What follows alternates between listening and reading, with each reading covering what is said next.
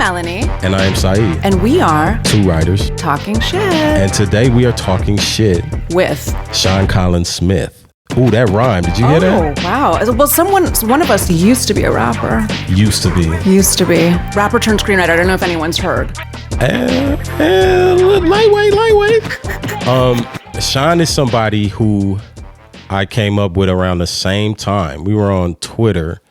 Like, what year was this, bro? Like 2018, maybe 2019 at the latest. 2018, 2019. Sean was one of them people who was like constantly winning fucking contests, and I wasn't. Wow. Yeah. Okay.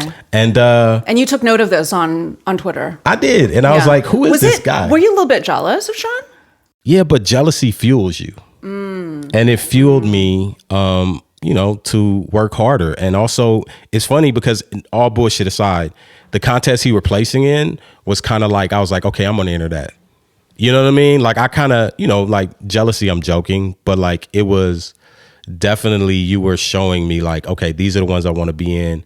I was seeing your rise. You were on Twitter sharing your story early.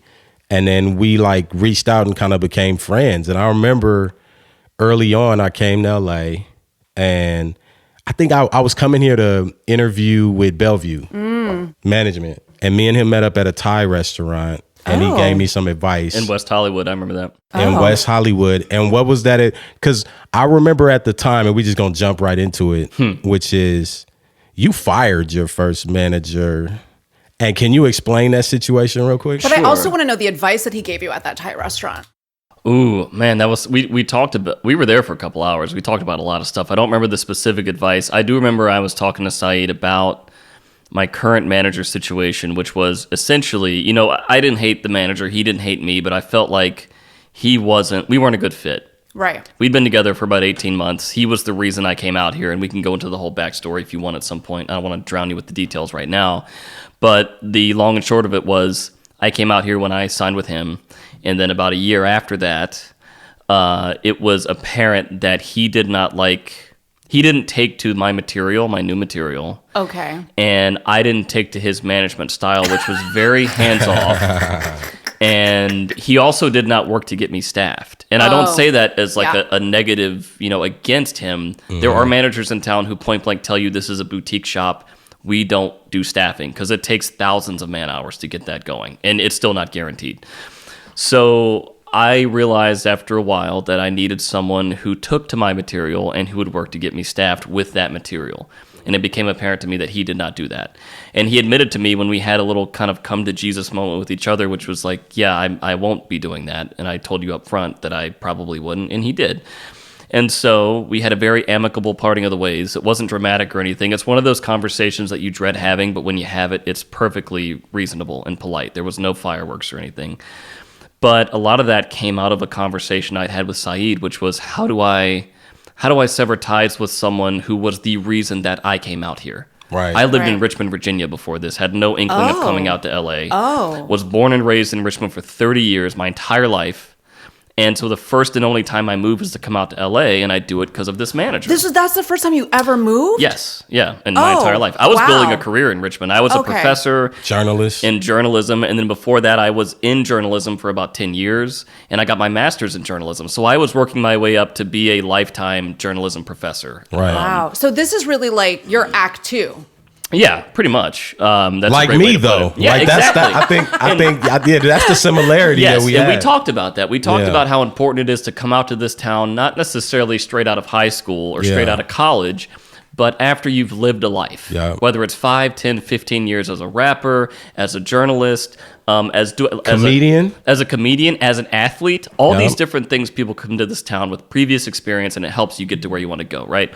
And so when we sat down and had Thai food, I talked about I want to leave this person, I think, but it's nerve-wracking because if I do, I won't have a parachute, right? It's going to be like cutting out one parachute and not having a backup. I'm going to plummet to the ground without a rep, an agent, a manager, a lawyer, nothing. And so after a while, we came to a conclusion that, okay, I should probably leave this guy, but let me explore the terrain a little bit. Yeah. And then you weren't with me there because your first year at Austin was in 2022. Yeah. But in 2019, a few months after I met with Saeed, I went to Austin, the Austin Film Festival, as one of their top screenwriters to watch. Yeah. Because I had just won the previous year. And so they brought me back, and I had a chance encounter with David Benioff, co-creator of Game of Thrones. Yeah. He just won 18 Emmys or something. And I told him the same thing I told Saeed, which was I'm thinking about leaving this guy. And he point blank said, I think I can say this now because he's left that manager. He said, dude, we're thinking about leaving our manager too. He was kind of drunk at the time. But he said, we're thinking about leaving our manager. We should have left them a while ago. We're dreading the conversation. But if what you're telling me is true and the ideas that you're telling me that you're writing the pilot about, they all sound like great ideas. The execution must be there because you won last year. You should leave that manager because all they're doing is dragging you down. And he told me something I've never forgot, which is a bad manager is worse than no manager. Yes, Agree. And I don't think that's some kind of crazy mystical thing. I mean, everyone, it's kind of known knowledge around town, but I'd only been in town for a few months at that point, maybe 8 months. So he told me that, and the next month I left my manager. And I signed with 3 Arts about 2 months after that. And they were the ones who got me my first staffing job. Actually, my first 2 staffing jobs. So what's crazy about this whole thing though is that I remember when we were sitting down, you were like, look, and this is something that upcoming writers need to think about, what kind of manager do you want? Right. And you were like, look, the manager I have at this moment, all respect to him, but he doesn't really give me any feedback. It's turn it in and he decides. Right. And you were like, nah, I kind of want somebody that's there from the ground up. Right. Is this a good idea? Do you have notes? Do you have some ideas? Somebody you could develop with?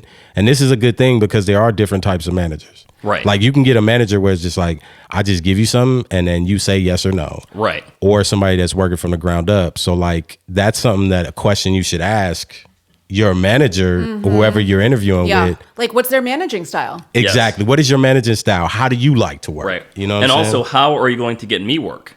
Are you going to get me work through OWAs, original writing assignments? Are you going to get me work by trying to sell my scripts? Yeah. Are you going to use my scripts to get me staffed? There's all sorts of avenues to take. And the final thing with this manager, because I don't want to keep harping on him, make him seem like the worst guy in the world. I mean, this guy reps Academy Award-winning writers. So it he just wasn't a good fit. Wasn't a good fit, right.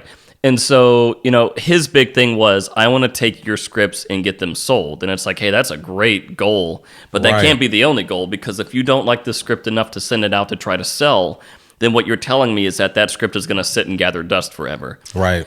That same script actually, so to kind of backtrack a little bit, he signed me based on my second pilot that I wrote.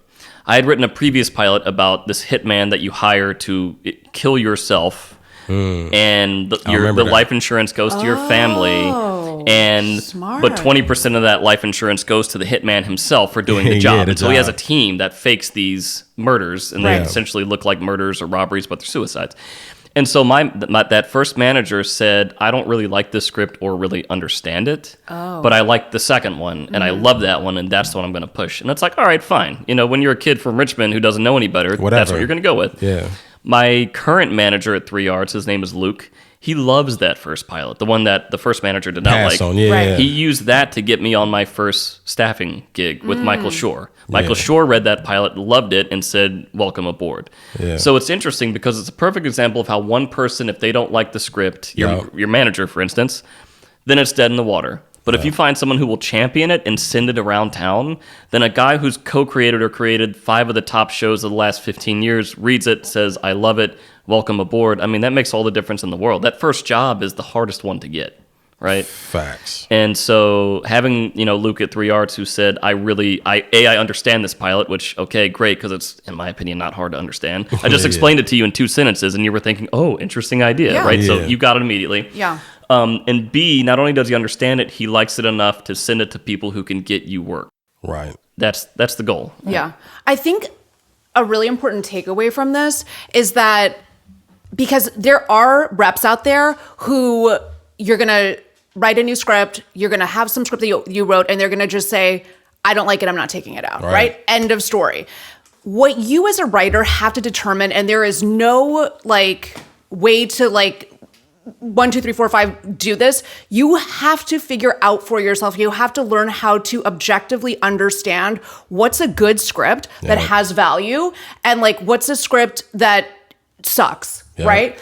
And it's really, really hard. And it's really hard to look at your own work with that critical eye. So for instance, my first reps, I had the exact same problem with them. I would write a script. They would say, nobody wants this script. You know what I mean? I'd be like, oh, I want to write a script about my upbringing in Jakarta, Indonesia. They would be like, nobody wants a TV show set in Jakarta, Indonesia.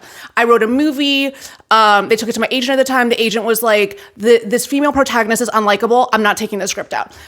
In retrospect, like me, all of these years later, able to look at things with like a little bit more of a perspective, a little bit more of a perspective. I'm looking back on those scripts and I'm like, these were really good scripts. It was a bad fit. And, you know, I'll just fast forward to today. My reps I have now, I love them. Me and my writing partner recently brought them a script and they were like, we don't like this script. We won't take this out.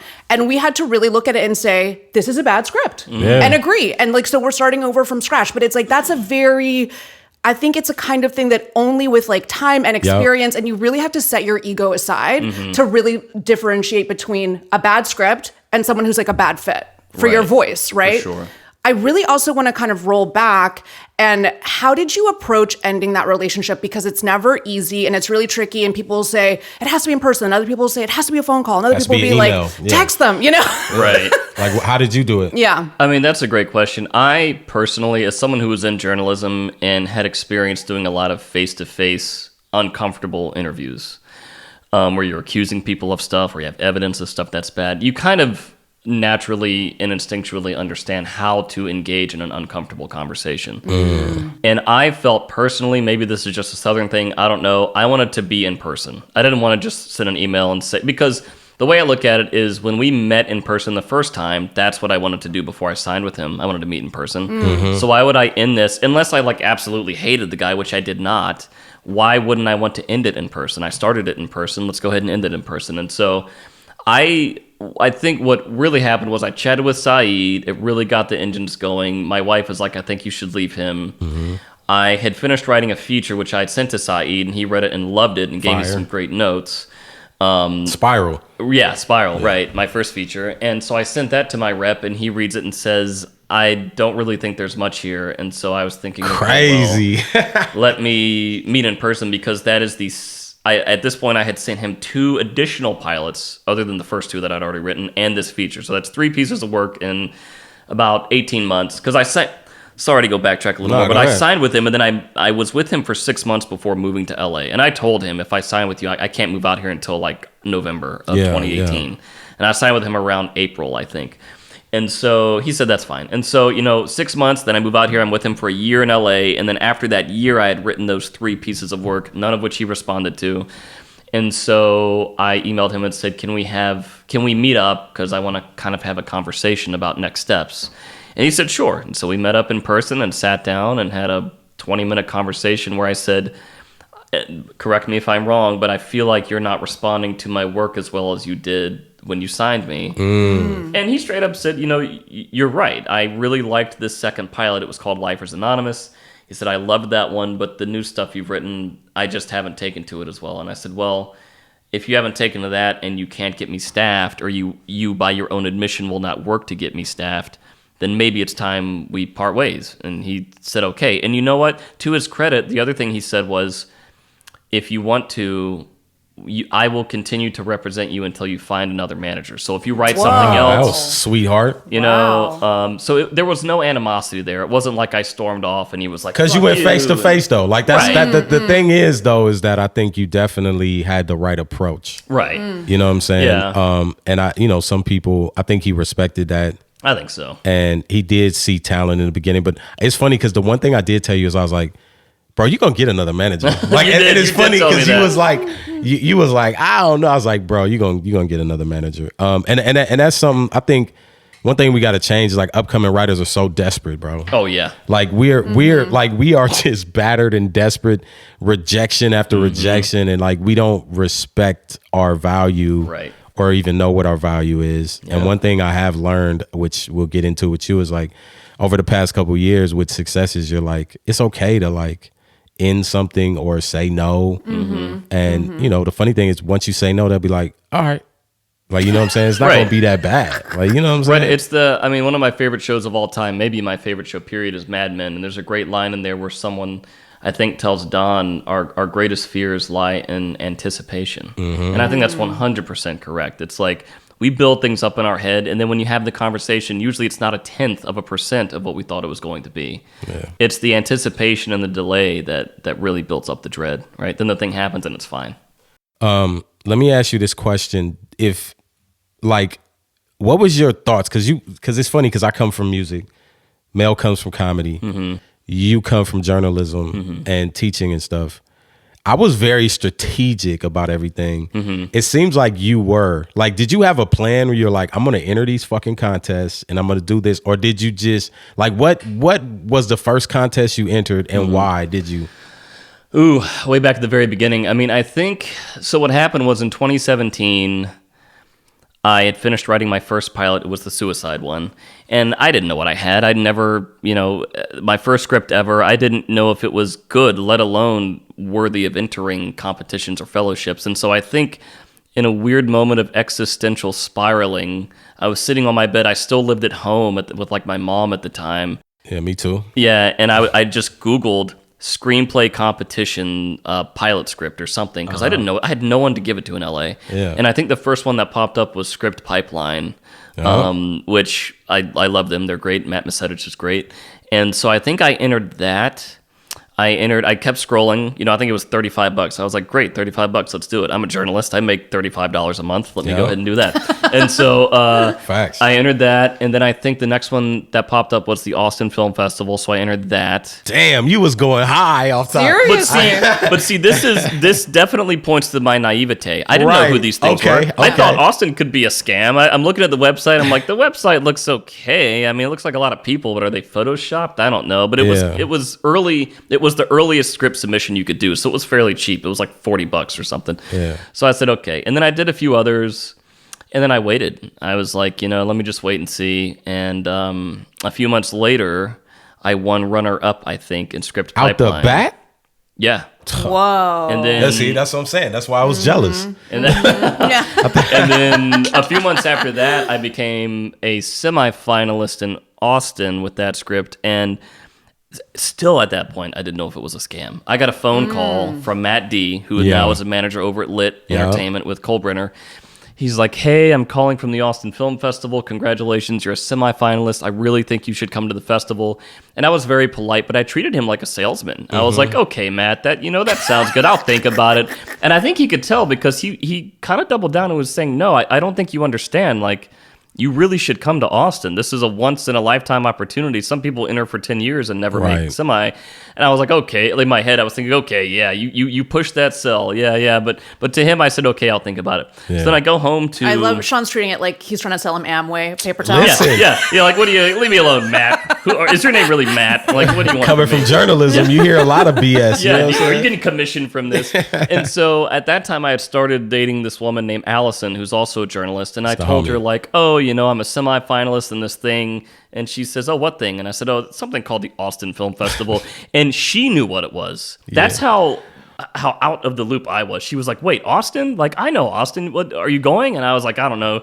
And she said, no, you're going and I'm coming with you. Like, we're going to this. Whoa, Allison is so ride or die. And like, they are couple goals. We'll get to that later. Yeah. And so about 4 weeks later, Matt calls again. And he's like, hey, Sean, so it turns out you're a finalist now. Have you bought your tickets? I really think you should go. And I was like, I don't know. My girlfriend says I should go. And he's like, my girlfriend.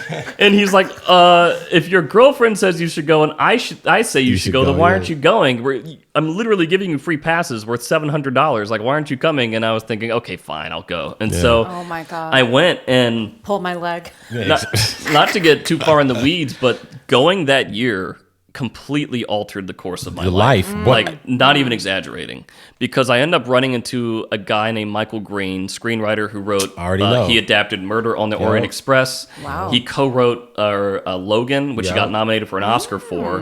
Blade Runner 2049. Oh my God. Yeah, he went crazy. Covenant. I mean, this guy had the greatest streak in a 20-month It was in a period. year. Like, it was in a year, like all the movies came out. Insane. Absolutely insane. And so, like 4 of the most coveted franchises you could think about, this guy was writing on. They're wagging their finger at you, Sai. Don't worry about it, man.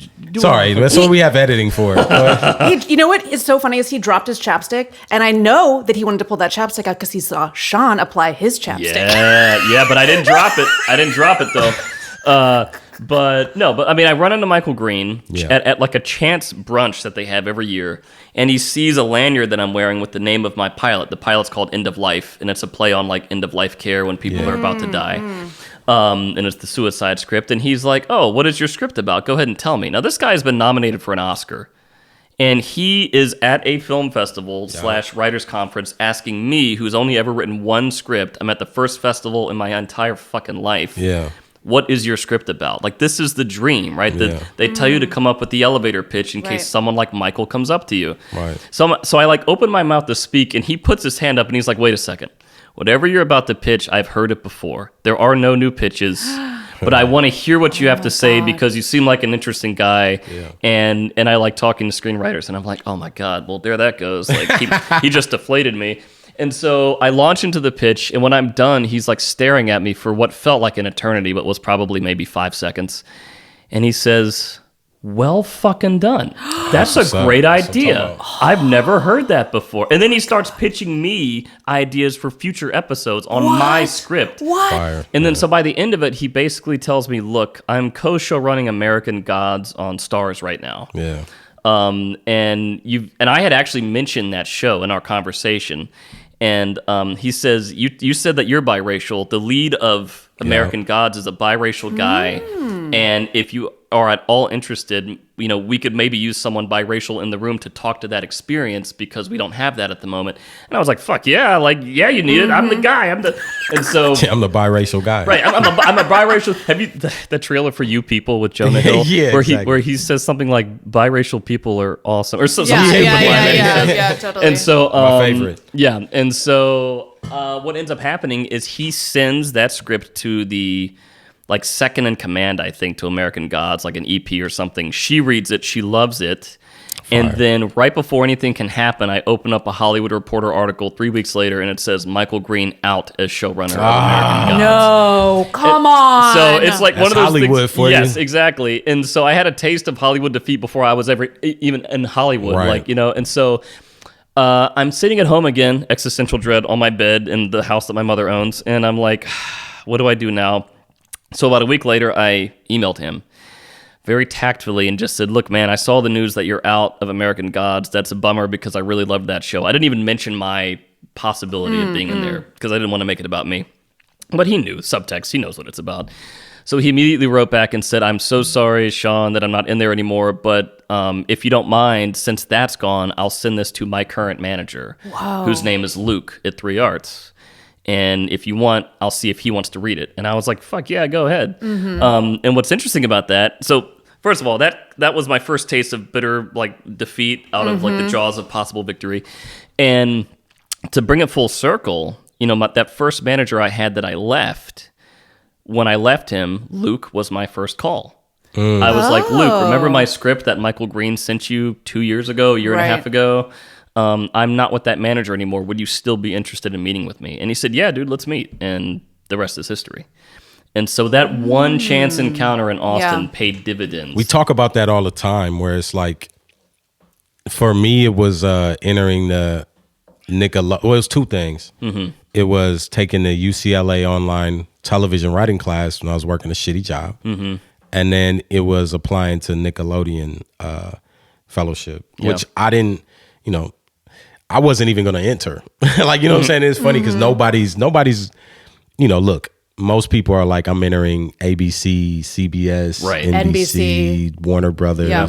You know what I'm saying? They're not entering Nickelodeon. No. And it's funny though, because it only takes one thing. And if you didn't show up, then you wouldn't have met Michael Green. You wouldn't have got the manager. But at the same time, you also had a loss there. Yes. Which is like, you got to keep going. Yeah. Which is, Yeah, totally. And it is really interesting because it's like, I think so many times we have that feeling of like, this is it, right? Which would be like Michael Green being like, I am a showrunner. We need a biracial writer. Like, and you're like, well, here I am. Right. And then he doesn't have the job. I mean, it's just like, that's just, I feel like every day, right?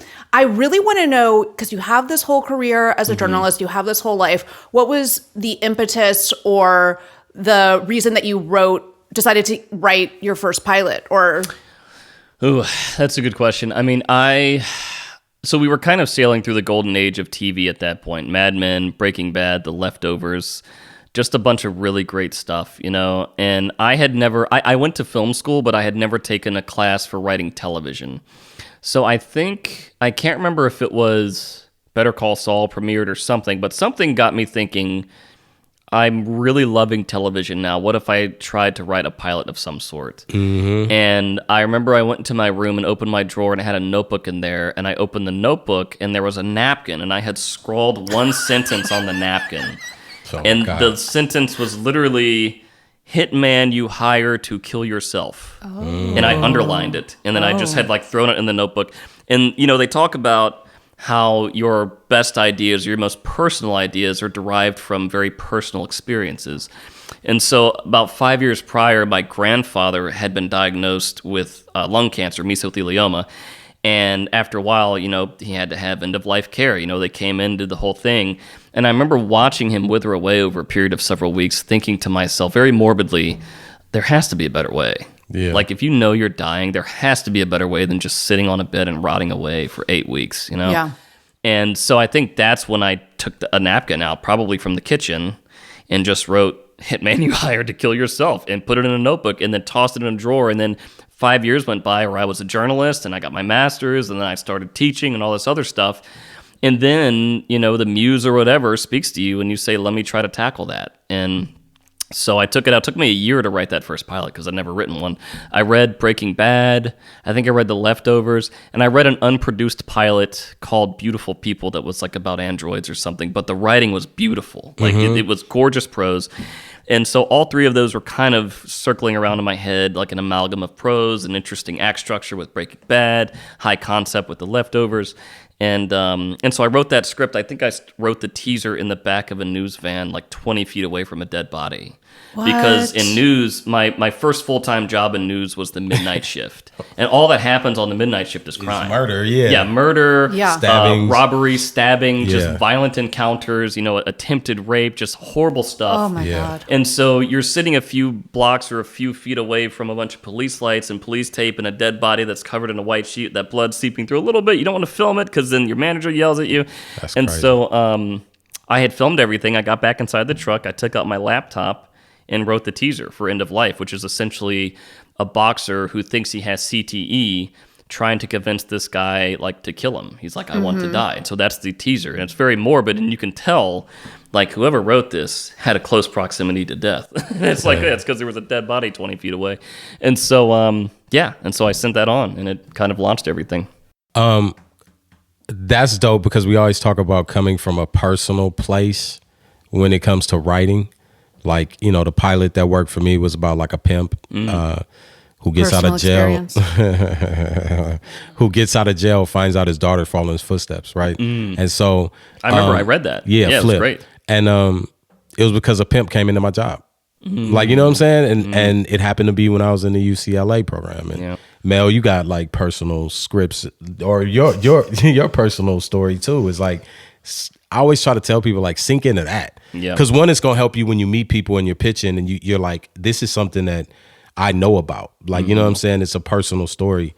And I just feel like you're just more invested in it. Yeah, for sure. And you're also taking from authentic emotion that you yourself have experienced. Right. You're not relying 100% on empathy, which I do think empathy is a crucial component to storytelling, 100%. Yeah. But I think it's best coupled with your authentic experience. I agree. Because then you're leaning on what ifs, but you're also leaning on what actually happened. Right? And you can draw from that. Yes, for sure. For sure. One of the questions I want to ask is any tips on your first showrunner meeting?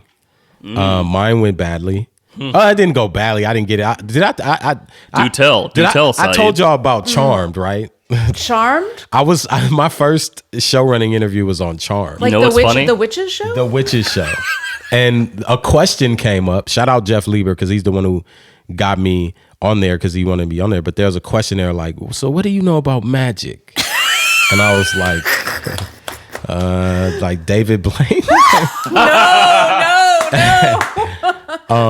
And so I didn't get staffed, but Shocking. Yeah, but any tips for upcoming writers? Their dream is to finally meet a showrunner. You know what's funny? Small aside, my first showrunner meeting was for Legacies. Wow. And it's very similar tonally and thematically and even narratively to Charmed, right? Because it's all about this mystical world. And it's very YA, right? I also did not do very well, did not get that job. But if you're talking about your first showrunner meeting in terms of preparation, so like for instance, my showrunner meeting for Field of Dreams, I think, went very well. And, you know, get the obvious out of the way, I rewatched the movie the night before, right? Because, I mean, they called me at, I think, 4 p.m. and basically said, you've got a meeting tomorrow at noon with Michael Shore. And it's like, holy shit. So that night I come home, I watch the movie again. What I also did was I started reading about the book itself, because it's based on a book. And I think it's called Shoeless Joe. Field of Dreams, the original movie, is based on a book called Shoeless Joe. So I looked that up. And so it's kind of this idea of just trying to prepare, right? In whatever way you can. If it's something that is a remake, watch the original. If it's something like, for instance, Chicago PD, I took that showrunners meeting, where it's a show that's been on the air for 9 seasons. I found out the night before. So there's no way you can't watch 9 seasons, bro. In a night. You can't even watch 9 episodes in a night. Yeah. So what I did was I watched the series premiere way back in season 1. And then I watched the most recent season premiere, which was, I think, season 9. And then I watched the penultimate episode of the season and the season finale. Okay. So I could at least get a taste of where it started, where it is now, and what they're going to be starting off from for season 10. I figured that's the only thing I could possibly do that makes sense in 12 hours. And so I think that's the biggest key, is figure out how to prepare with the time that you have. Now, if they said, look, we're going to set you up a meeting that's 2 weeks from now. Right. You try to watch as many as you can. Yeah, I might try the most recent 2 seasons if I can cram them all in. That's the biggest thing. If we're getting like kind of more granular than just, prepare, I would say it's very similar to Generals in that you want to try to be what one exec told me was your best 3 a.m. self, which is don't be too stiff. Don't be like, I'm talking to this guy and my life depends on it. But, and also don't be too impersonal. Be yourself and be who you think you're going to be in the room. Right. Right? If you're someone who is great at dialogue and is great with snappy repartee, then try to get that across. If you're someone who is like all about research and being diligent about like being journalistic with what you're looking up, then talk about that and be like that. I think the biggest mistake people make is they try to be someone they're not in these meetings. They think they've heard, I have to sound smart and I have to, be super formal. And it's like, well, if that's not you, don't do that. Because the biggest thing they're looking for, can I be in a room with this person for 4, 6, 8 hours a day for 5 days a week? Now today, with Zoom and everything, that's not always the case, but in some rooms it is. So can I be in a room with this person for 3, 4, 5 days a week? The answer is no, you're not getting that job, no matter how smart or how formal or however you sound. So that's my little bit of advice, I guess, if that makes sense. How is your experience being in the Chicago PD room right now? It's great. I mean, the woman who runs it, Gwen, is a machine. She's brilliant. The way that she tackles story and comes up with new ideas. I mean, this is a show, again, we're on season 10. Crazy. And so that's, oh my gosh, we've just crossed 200 episodes. Yeah. So how do you tell... 200 episodes of hour-long TV, that's essentially a crime committed in the teaser, and the rest of the episode is the ride of solving that crime.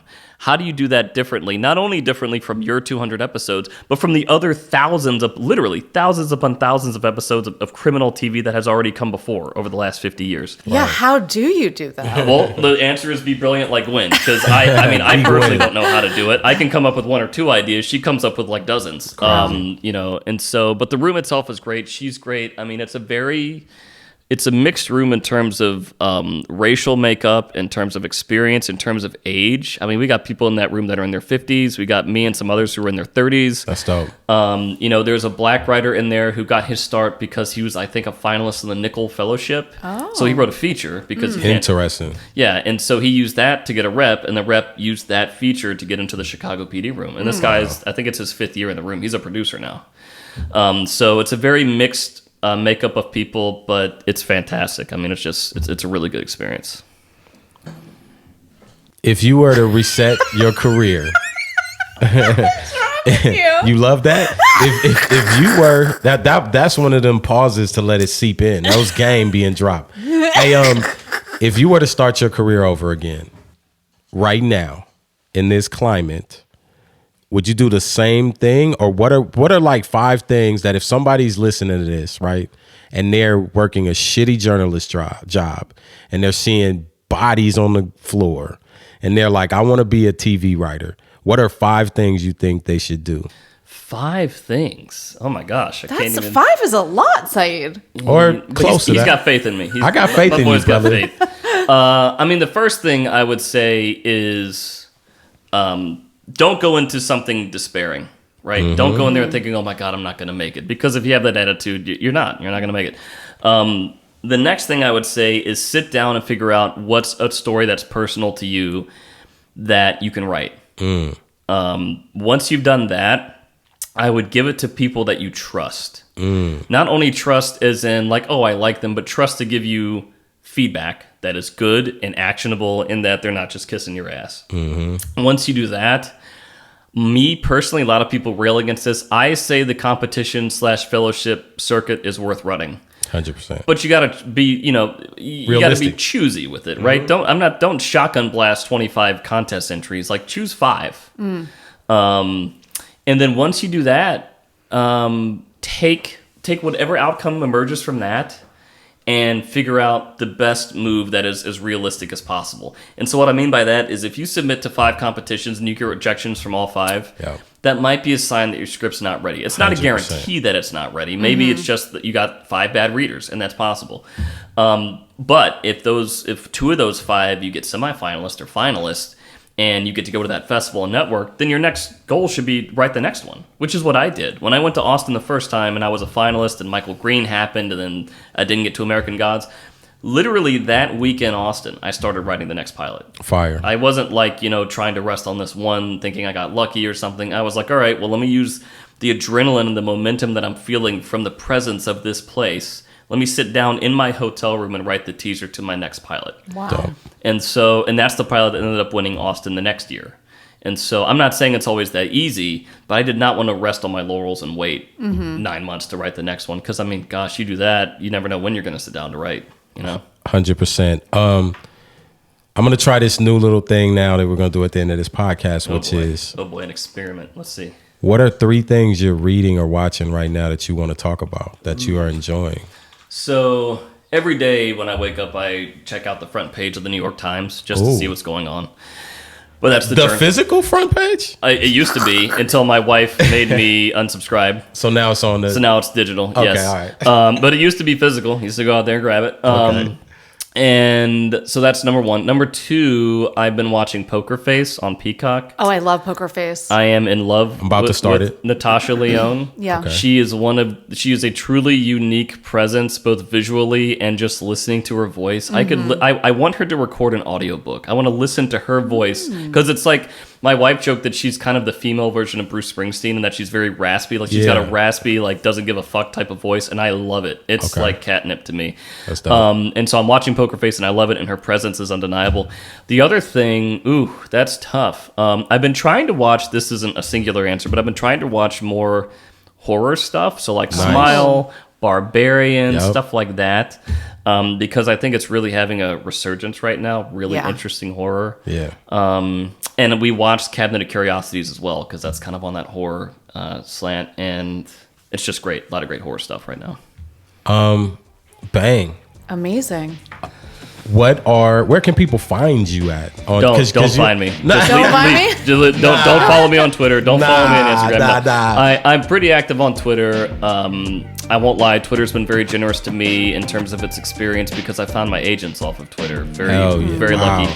The second year I went to Austin, I met a great woman named Grace Moss, and she was helping to run the NBC Writers on the Verge program at the time. And I asked her, at the end of our hour-long conversation, is there anything that I'm not doing right now that I should do? And she said, you need to be on Twitter. You need to get on Twitter because there's writers on Twitter, both who are in the room, who have overall deals, who run studios, who maybe only have 200 followers because people don't know they're running the studio. Yeah. And she said, you just need to hop on there and learn and find your community and grow and see who you can become friends with. And it's paid dividends. So find me on Twitter. I'm at Sean Two Names. I'm the insufferable black and white picture guy who's got like a bunch of hair. And, He looks like David Diggs, which is a friend of mine. He's David Diggs stunt double. Yeah. Every time I go out, people are like, I thought you David, were yeah, David. Hamilton. And I'm like, I wish, you know. I wish. Well, we'll hook it up. So yeah, you can find me there, and also on Instagram, but I'm not as active on there. All right. Well, Amazing. This is Two Writers Talking Shit. This is another wonderful episode coming to a close. We're so grateful to our guest today, Sean Collins Smith. Yep. Did you ever find your chapstick, by the way? No, it's on the floor, but I will grab it in 1 second. Okay, bye. Thank you. Bye. Two Writers Talking Shit is an original podcast created by Melanie Mars and Saeed Crumpler. Our producer is Kayla Guess. Our audio engineer is T. Kelly. Listen to us on Apple Podcasts, Spotify, Google Podcasts, or wherever you damn well please. All we ask is that you subscribe, rate us 5 stars, and give us a glowing review. If you're not going to give us 5 stars or any glowing reviews, then why even log on? Save your rants for an open mic. If you have any questions for us, and I do mean any, you can email us at twowriterstalkingshit@gmail.com. That's the number 2, and then writerstalkingshit@gmail.com. See you next episode. Bye.